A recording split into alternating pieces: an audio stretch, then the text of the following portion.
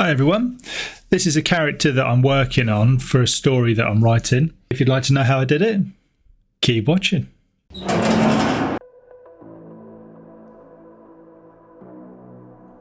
So I start off with doing the basic sketch, and that's just to kind of find the form. So I was thinking about putting a hand behind her back holding her arm, but I decided against it in the end. I didn't think it was a particularly good pose.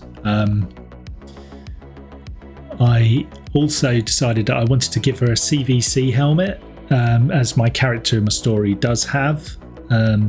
So that's why she got that. It's a helmet that the military use that's got a microphone built into it. The character also has a sword, so I had to try and get all these sort of elements in place. And I thought, okay, so I looked at a few references and I decided that, you know, she needed like a little scarf. You know, is she going to be like warm, cold? You know, she's driving a mech, I don't know.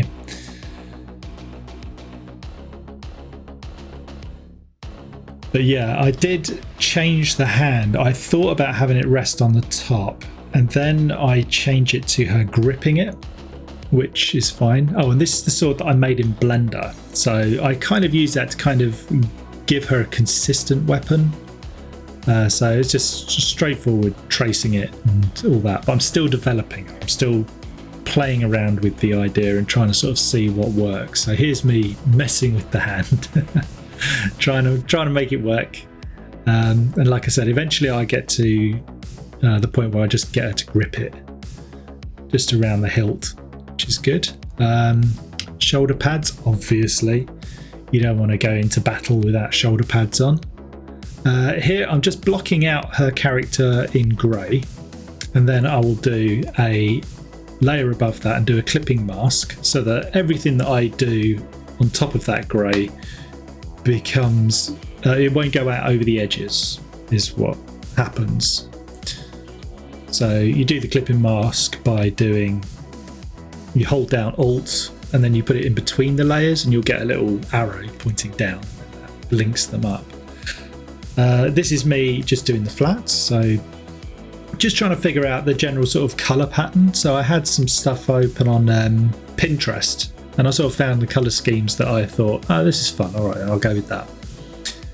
And then try to sort of like port that over to my character so I didn't have to think too hard about what I was doing, which always helps. Yeah, so I kept my main sketch just to sort of see and put it over the top of everything and see if that actually helped. I gave it a bit of a simple background. I wanted the focus to mainly be on this character.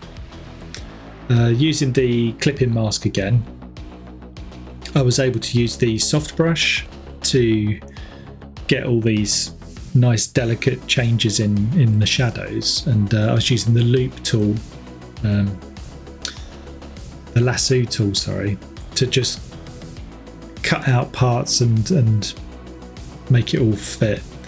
And it's sort of around this point that I realised that her right hand was too big.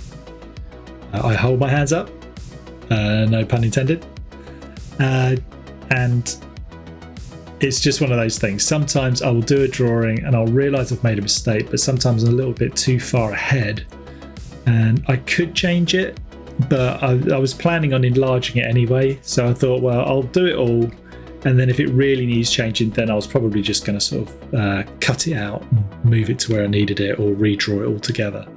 But as it happens, there you go, I just enlarged the image and it's not even a problem.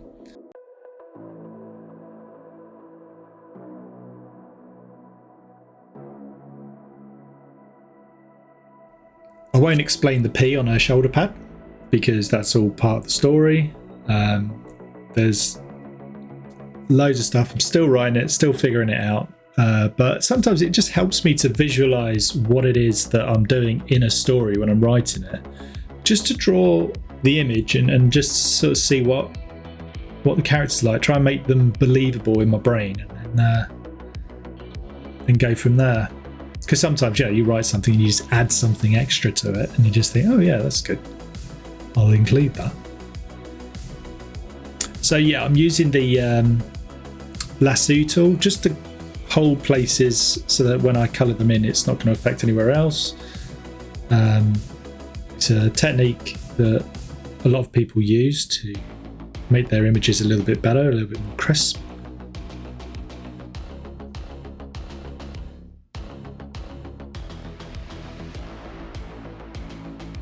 But yeah, I've always liked the idea of people sort of like still having swords and axes and stuff like that and mixing it all up. I love throwing all the things that I love into a story and just seeing what happens. So, you know, this story that I'm writing at the moment's got it all. It's got robots, it's got swords, it's got monsters, it's got sci-fi, it's got the lot.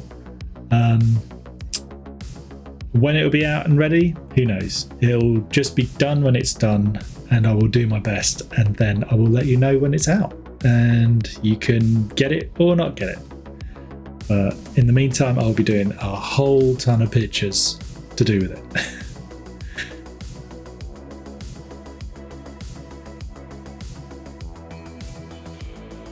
So yeah, adding the lighting, I've added the shadows. The quickest way that I've found to add lighting and shadows is to duplicate the layer, make the layer multiply, then hide it using a layer mask. So if you do Control-I, you can invert the layer mask so you can't see it, and then just paint it back. So, you know, switch to a light brush, you know, white usually, and a soft brush, or however you want to bring back that layer, and then that automatically is put shadow where you need it. And the same works for lighting. So I tend to have like multiply for shadows, green for lights, and just do the same thing. Also, I do a little bit of photo bashing in this. It's a common thing that I like using. So sometimes I can't get the brushes, or can't be bothered to get the brushes that do the texture anyway. So I go on to a place called Envato Elements, and I use them. I'm not being sponsored by them or anything, but I just used them because somebody else used them and they were quite cheap. And I like using all their materials and things like that, and just sort of blend them in. So there's me using the blend if, so that you get the blend if. If you double click on the layer, you'll get that come up, and then you can move the tabs, and if you hold down Alt, you can separate the tabs. And it helps to just sort of blend it in to the image. This is me just trying a few different things, just trying to see sort of what works, what makes it a little bit more believable.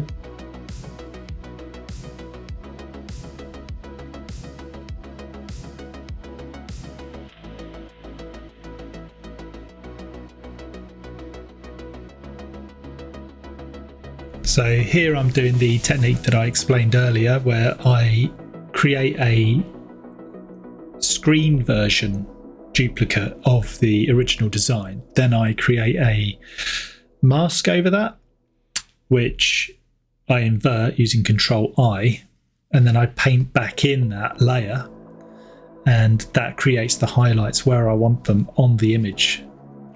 And I use that technique a lot. It's a very, very quick way of doing things. I did a gradient mask over the top.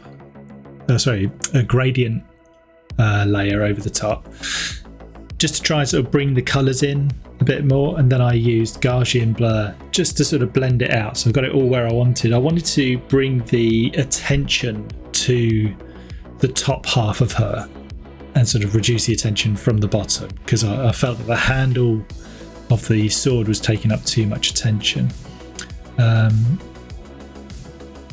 Here I'm just trying to find like the color scheme, and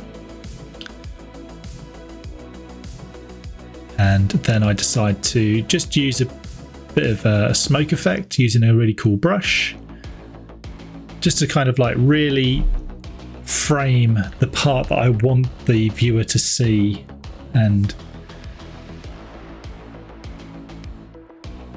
you know, I think it does work out really well.